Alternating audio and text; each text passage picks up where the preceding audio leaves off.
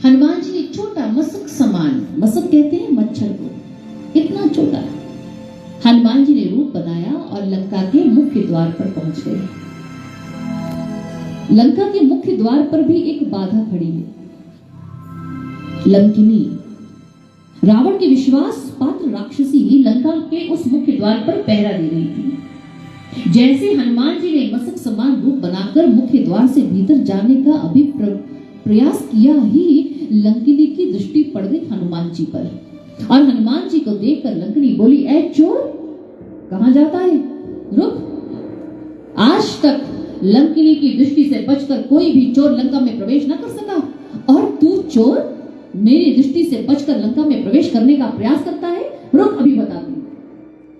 हनुमान जी ने सुना, रुक गए, लंकिनी की ओर देखा और कहने लगे, वाह, जगत का सबसे बड़ा चोर रावण जो सीता जी का हरण कर ले आया है, उस चोर की रक्षा करने वाली ऐ लंकिनी मुझे चोर कहती है? अभी बताता हूं। हनुमान जी ने बनाया अपना विशाल रूप और लंकिनी पर किया एक जोरदार मुष्टिका प्रहार, और जैसे ही लंकिनी पर प्रहार हुआ, लंकिनी वहीं पर रुधिर वमन करती हुई धरा पर गिर गई। उसके मुख से, उसके नाक से, नासिका से रक्त बहने लगा। गोस्वामी तुलसीदास जी ने सुंदरकांड में यह वर्णन किया है। आज मुष्टिका प्रहार हुआ लंकिनी पर, लंकिनी मूर्छित है। अब आगे कथा में वर्णन यह होना चाहिए था कि लंकिनी मूर्छित हो गई, मार्ग रोक रही थी, अब हनुमान जी निर्विघ्न लंका में प्रवेश कर जाते, लेकिन ऐसा वर्णन नहीं है सुंदरकांड में। वर्णन क्या है? हनुमान जी वहीं रुक गए, लंकिनी को देखा, प्रतीक्षा कर रहे हैं कि लंकिनी की मूर्छा भंग होगी। कुछ समय बाद लंकिनी की मूर्छा टूटी, लंकिनी उठकर खड़ी हो गई, दोनों हाथ जोड़ लिए, और लंकिनी हनुमान जी को देखकर कहने लगी, तात स्वर्ग अपवर्ग सुख धरय तुला एक अंग, तूल न ताहि सकल मिली जो सुख लब सत्संग। यदि आपने सुंदरकांड पढ़ा हो कभी। अब लंकिनी कह रही है, तात मेरे जीवन में बहुत अच्छा सत्संग हो गया आज। अगर तराजू के एक ओर हम स्वर्ग के सभी सुख रख दें और दूसरी ओर लव सत्संग, एक पल एक क्षण का सत्संग, तो भी बराबरी नहीं हो सकती। सत्संग इतना महान है, और मेरे जीवन में ऐसा सत्संग हुआ। सोचिए कैसा सत्संग हुआ हनुमान जी ने, कौन सा सत्संग किया लंकिनी से। अगर ऐसा सत्संग हमारे जीवन में आ जाए, कर दे कोई प्रहार, तो क्या होगा? लड़ाई हो जाएगी, विवाद हो जाएगा, और इतना भी बढ़ सकता है कि कोर्ट कचहरी तक पहुंच जाए, पुलिस स्टेशन तक पहुंच जाए। गोस्वामी तुलसीदास जी ने जो वर्णन किया है, गुरुदेव सर्वश्री आशुतोष महाराज जी बताते हैं कि बहुत गूढ़ रहस्य है। महापुरुषों की वाणियां जो सुनने और पढ़ने में साधारण लगती हैं, वो बहुत गूढ़ होती हैं। ये मुष्टिका प्रहार क्या है भगवत प्रेमियों? यह कोई मात्र बाहरी प्रहार नहीं है। हनुमान जी संत हैं। जब लंकिनी कौन है? वो राक्षसी है, वो दुष्ट प्रवृत्ति की है। जब लंकिनी की भेंट हो गई संत हनुमान जी से, तो हनुमान जी ने लंकिनी को जो सत्संग दिया, सत्संग कौन सा? पहले विचारों का संग दिया। लंकिनी को संत विचार मिले, और इतना ही नहीं, हनुमान जी ने लंकिनी को प्रभु श्री राम की वास्तविकता से अवगत भी करवाया। वो लंकिनी कहती है, हे हनुमान जी, हे तात, आज मुझे ब्रह्मा जी की बात याद आ गई। जिस समय ब्रह्मा जी ने रावण, कुंभकर्ण और विभीषण को वरदान दिया था, रावण ने वरदान मांगा कि वह मानव और वानर के अतिरिक्त किसी के भी हाथों मारा ना जाए, और उस समय ब्रह्मा जी ने मुझे रावण की सेवा में नियुक्त किया था। तो मैंने ब्रह्मा जी से प्रश्न किया था, हे ब्रह्मदेव, कब मुझे जीवन में इस दुष्ट रावण के सेवा से मुक्ति मिलेगी? कब? आपने तो रावण को अमरता का वरदान दे दिया। तो उस समय ब्रह्मा जी ने कहा था, लंकिनी निश्चिंत हो जाओ, रावण को अमरता का वरदान नहीं मिला है। वो वानरों और मानवों द्वारा मारा जाएगा, एक समय ऐसा आएगा, और तुम याद रखना।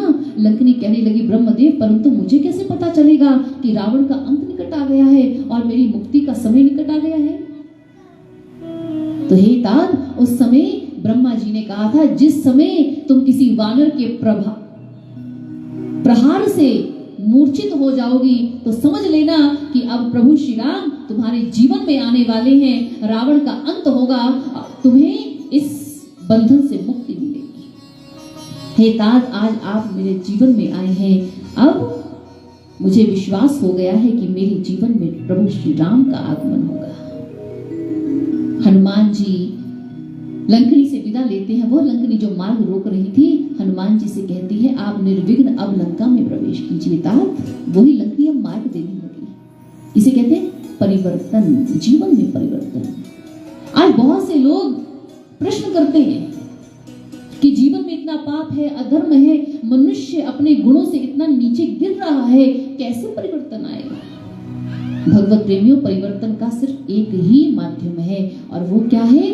मन का परिवर्तन। और ये मन परिवर्तित हो जाए, ये मन दुर्गुणों से, दुर्विचारों से, कुरीतियों से ऊपर उठकर के सद्गुणों सद्विचारों में संलग्न हो, इसके लिए आवश्यकता है कि इस मन को हम प्रभु श्री राम के भजन में लगा दें, हम इसे प्रभु श्री राम के ध्यान में लगा दें, तो यह मन परिवर्तित होने लग जाता है। ये तरीका है, ये टेक्निक है ईश्वर के ध्यान की। आपने पूर्व प्रसंगों में बहुत विस्तार से इसके विषय में श्रवण किया है। हनुमान जी आगे लंका में प्रवेश करते हैं, नगर नगर बढ़ते हुए आगे भवन भवन सीता जी की खोज कर रहे हैं। पहुंच गए एक भवन के सम्मुख और वो भवन बहुत ही अद्भुत था, जिसकी दीवारों पर राम नाम लिखा है, धनुष बाण के चिन्ह अंकित हैं, आंगन में तुलसी का पौधा लगा है। हनुमान जी ने देखा, लंका में तो चारों ओर पाप है, अधर्म है, अनाचार है, व्यभिचार है, यह ऐसा कौन सा भवन जहां पर तुलसी का पौधा है, राम नाम अंकित है, अवश्य ही कोई भक्त का घर लगता है। यह विचार कर हनुमान जी उस घर के द्वार पर पहुंच गए और जैसे ही द्वार पर पहुंचे, वो घर किसका था? गोस्वामी तुलसीदास जी ने श्री रामचरितमानस में वर्णन किया है। कौन है लंका नगरी में वो भक्त जिसका वो घर है? आप बताइए किसका घर है वो? रावण के छोटे भाई विभीषण जी का। हनुमान जी से भेंट हुई। हनुमान जी ने विभीषण जी से पूछा, हे तात, आप इस लंका में, इस पाप में कैसे रहते हो, कैसे भक्ति करते हो राम की? तो उस समय विभीषण जी हनुमान जी से क्या कह रहे हैं, आइए गोस्वामी तुलसीदास जी ने बहुत सुंदर वर्णन किया है और वो चौपाइयों के माध्यम से क्या कह रहे हैं, श्रवण करते हैं। ये आपके जीवन की दुर्दशा नहीं है, ये तो उच्चतम अवस्था है। जो लोग इस जगत में आकर दुष्टता करते हैं, जो क्रूर होते हैं, जिन्होंने इस संसार में आकर कभी राम भजन नहीं किया, कभी हरि भजन नहीं किया, उनका हृदय कुटिल हो जाता है, वो दांतों की तरह है। और आप कहते हैं आप जीवा की तरह हैं, जैसे दांतों में जीभ रहती है, जीभा रहती है। ये बताइए, मुख में पहले दांत आती है या पहले जीवा आती है? कौन आता है? जीवा आती है और दांत बाद में आते हैं। और मुख में से पहले चला कौन जाता है? दांत चले जाते हैं या जीवा चली जाती है? टूट जाते हैं। हनुमान जी ने कहा, विभीषण जी, आप कह रहे हैं कि आपकी स्थिति कैसी है? जैसे दांतों के मध्य जीवा। जो दुष्ट होते हैं वो दांतों की तरह है, वो जल्दी उनका नाश हो जाता है। और जीवा कोमल है। जो इस जगत में आकर प्रभु का भजन करते हैं, भक्ति करते हैं, जो ईश्वर के साथ अपना संबंध बना लेते हैं, जो ज्ञान युक्त जीवन, साधना जीवन जीते हैं, उपासना का जीवन जीते हैं, वो कैसे हो जाते हैं? वो जीवा कोमल होती है ना, वो जीव विनम्र हो जाते हैं। और जो विनम्र होते हैं, कहते हैं दुष्टों का तो नाश हो जाता है, लेकिन जो विनम्र होते हैं वो सदैव इस दुनिया में अमर हो जाते हैं, वो भक्त होते हैं। साधारण मरने वाले को कोई याद नहीं करता है, लेकिन भक्तों की गाथाएं गाई जाती है, युगों युगों तक गाई जाती है। वो मरकर भी नहीं मरते, वो सदैव हमारी स्मृतियों में अमर रहते हैं। ये तो भक्तों की श्रेष्ठता, ये तो गुण है उनका। आप ऐसे भक्त हैं, आपको मेरा प्रणाम है। हनुमान जी विभीषण जी को प्रणाम कर रहे हैं। विभीषण जी कहेंगे, नहीं नहीं तात, ऐसा ना कीजिए। अब मोहि भा भरोस हनुमंता, बिनु हरि कृपा मिले नहीं संता। आज तो मुझे भरोसा हो गया कि बिना हरि कृपा के संत नहीं मिलते। आप भी याद रखिए ये बात। आपको जीवन में कुछ भी मिल जाए, लेकिन यदि आपको किसी सच्चे संत का संग मिल जाए तो समझ लेना कि आपके ऊपर हरि की कृपा मुद्रिका फेंकी। श्री राम मुद्रिका थी, सीता मैया ने देखी, ये तो श्री राम मुद्रिका है। कौन है यहाँ जो मेरे प्रभु का संदेश लेकर आया है? हनुमान जी वहीं प्रकट हो जाते हैं मैया सीता के सम्मुख। मैया सीता ने पूछा, तात आप कौन है, अपना परिचय बताइए। हनुमान जी ने क्या कहा? गोस्वामी सुंदरकांड जी सुंदरकांड में लिख रहे हैं, राम दूत मैं मातु जानकी, सत्य शपथ करुणा निधान।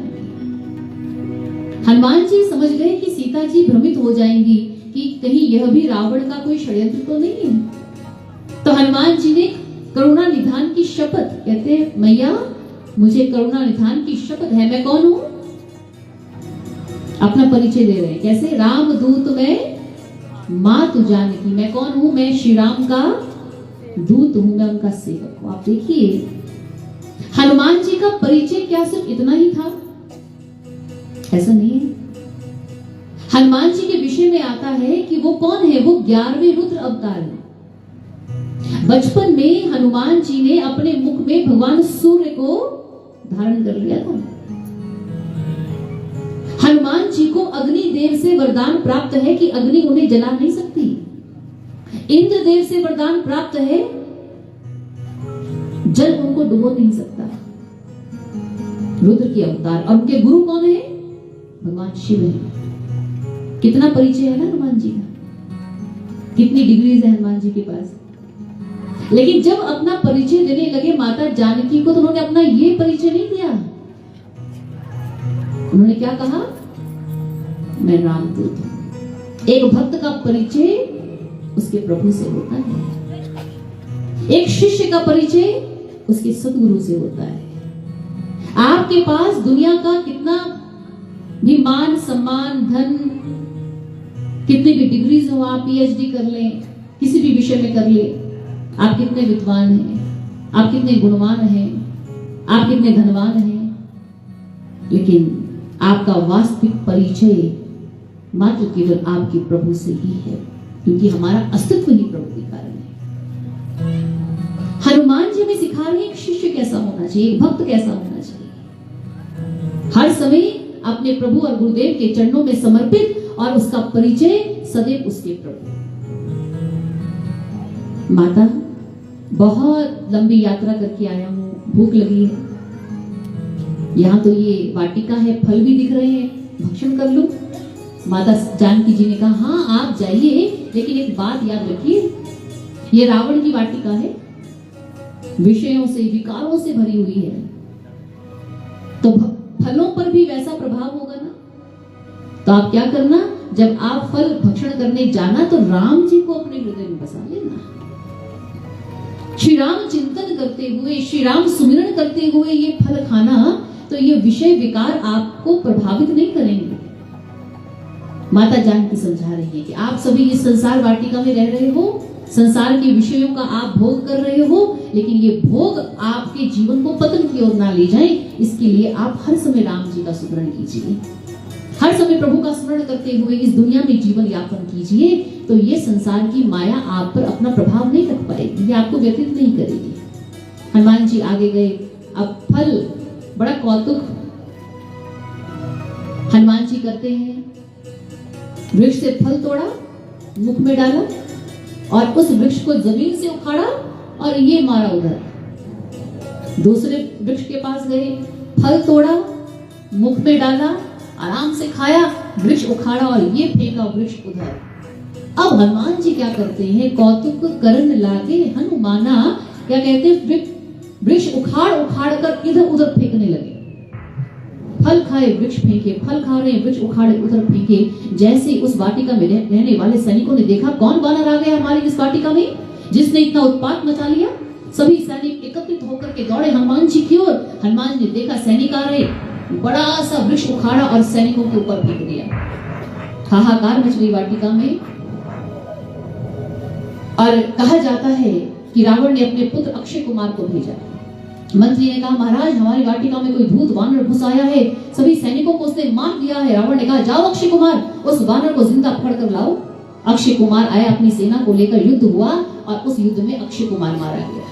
रावण ने भेजा मेघनाद को, मेघनाद और हनुमान जी में भी एक भीषण युद्ध हुआ और इतना भीषण युद्ध हो रहा है, इधर मेघनाद एक से बढ़कर एक अस्त्र शस्त्रों का प्रहार करता है और हनुमान जी वृक्ष उखाड़ उखाड़ कर फेंक रहे हैं। मेघनाद ने देखा कि इस वानर को पराजित करना सरल कार्य नहीं, तो अंततः मेघनाद ने ब्रह्मास्त्र का संधान कर दिया। जिस समय ब्रह्मास्त्र का संधान किया, हनुमान जी ने अपनी और ब्रह्मास्त्र को आते देखा, ये तो वंदनीय अस्त्र है। हनुमान जी ने अपने दोनों हाथ जोड़ लिए और कहा जाता है कि उस ब्रह्मास्त्र के प्रभाव से हनुमान जी आज स्वतः ही बंधन में आ गए। भगवान ये कथा सुना रहे हैं पार्वती जी से और कहते हैं, उमा यह कथा सुनकर संशय मत कर लेना कि हनुमान जी बंधन में कैसे आ गए। अरे जिन प्रभु के नाम सुमिरन से भक्त के भव बंधन कट जाते हैं, बड़ा वो किसी बंधन में कैसे आ सकते हैं। यह तो हनुमान जी की लीला है। हनुमान जी ने स्वयं बंधन स्वीकार कर लिया है। रावण की सभा में पहुंचे, ले गए सैनिक और आगे कथा आप सभी को विदित ही है। रावण ने आदेश दिया कि इस वानर की पूंछ पर आग लगा दी जाए, क्योंकि भीषण जी ने कहा कि ये दूत है तो मृत्यु दंड राजनीति के अनुसार आप दे नहीं सकते। रावण ने कहा, कोई बात नहीं, इस वानर का अंग भंग कर देते हैं। जब अपने स्वामी के पास जाएगा तो इसके स्वामी को भी पता लग जाए कि रावण कितना बलशाली है। जाओ, ले जाओ इस वानर को नगर के मुख्य मार्ग पर और जाकर इसकी पूंछ में आग लगा दो।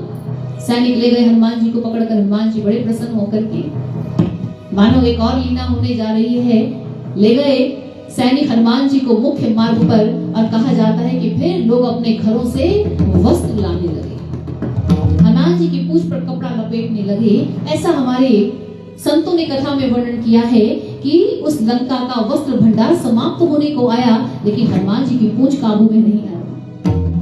श्री हनुमान जी अपनी पूंछ को विस्तार देते जा रहे हैं। उस लंका का फिर तेल भंडार लाया गया, उस पूंछ पर तेल डाल दिया गया। एक व्यक्ति आया, उसने मशाल उठाई और मशाल से हनुमान जी की पूंछ पर आग लगा दी।